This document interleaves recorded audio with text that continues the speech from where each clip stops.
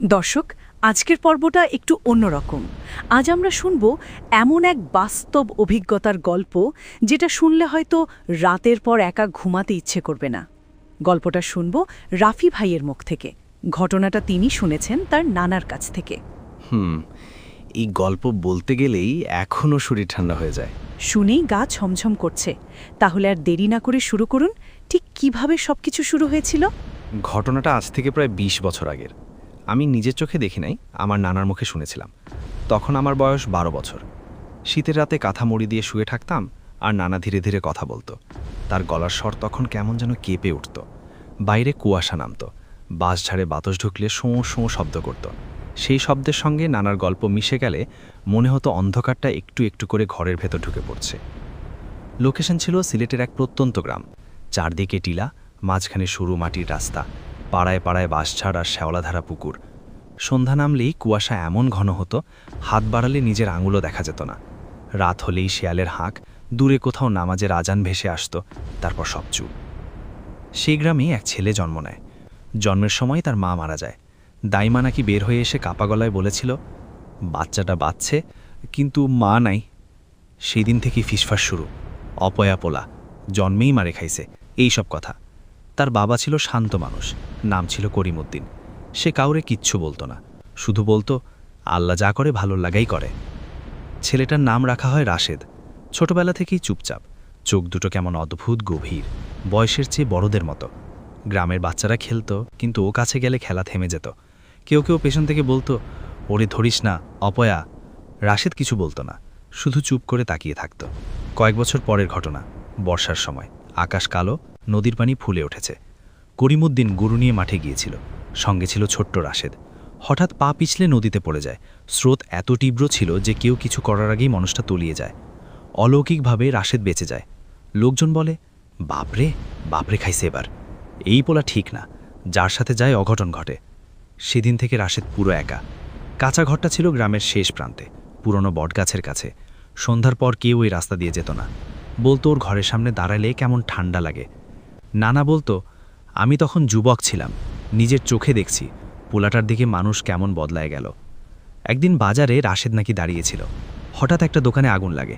আগুনের উৎস কেউ জানে না, সঙ্গে সঙ্গে ফিসফাস, ওই পোলাটা ছিল।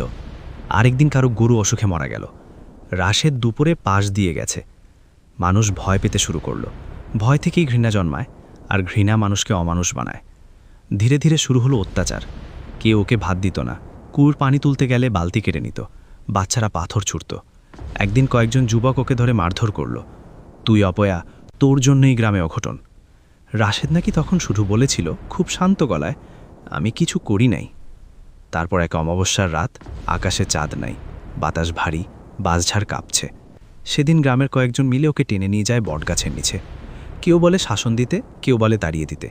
কিন্তু শাসন আর তাড়ানো, সেগুলো শেষ পর্যন্ত কোথায় গড়িয়েছিল নানা স্পষ্ট করে বলতে পারত না। শুধু বলতো, সেই রাতে চিৎকার হয়েছিল, খুব কাপা কাপা গলা, তারপর হঠাৎ সব চুপ। ভোরে বটগাছের নিচে রাশেদের নিথর দেহ পাওয়া যায়। গ্রাম তখন স্বস্তি পেল, অপয়া গেছে। কিন্তু অস্বাভাবিকতা সেদিন থেকেই শুরু।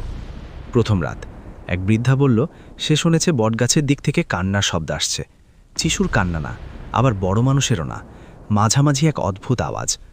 দ্বিতীয় রাত, কারো ঘরের দরজায় টোকা, খুলে দেখে কেউ নেই। তৃতীয় রাত, এক যুবক নাকি দেখেছে কুয়াশার মধ্যে একটা ছায়া ভেজা কাপড় পরে দাঁড়িয়ে আছে, চোখ দুটো জলজল করছে। নানা বলতো, শুরুতে কেউ বিশ্বাস করে নাই, কিন্তু পরে এক এক করে অঘটন বাড়তে লাগলো। যে লোক মারধরে সবচেয়ে বেশি ছিল, সে নাকি রাতে চিৎকার করতে করতে মারা যায়, মুখে ফেনা, চোখ কটর থেকে বের হয়ে আসার মতো। মৃত্যুর আগে শুধু বলছিল, ও দাঁড়িয়ে আছে দরজার কাছে, ওরে সরাও। আরেকজন পুকুরে ডুবে মারা গেল, অথচ সাঁতার জানত। একজনের ঘরে আগুন লাগলো, কারণ জানা গেল না। গ্রামে আতঙ্ক।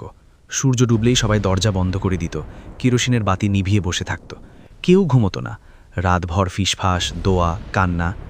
আমার দাদি বলতো, রাত 12টার পর কেমন ঠান্ডা বাতাস নামত, মনে হতো কেউ জানলার ফাঁক দিয়ে তাকায় আছে। নানা একবার নিজে নাকি সেই রাস্তা দিয়ে গিয়েছিল। জরুরি কাজে পাশের গ্রামে যেতে হবে, সন্ধ্যার পর বের হতে হয়েছিল। পথটা বটগাছের পাশ দিয়েই। নানা বলতো, প্রথমে কিছুই নাই, শুধু কুয়াশা। তারপর কেমন মনে হলো কেউ পেছনে হাঁকতেছে। আমি থামলেও থামে, আমি হাঁটলেও হাঁটে। সে পেছনে তাকালো, কেউ নেই। আবার হাঁটল।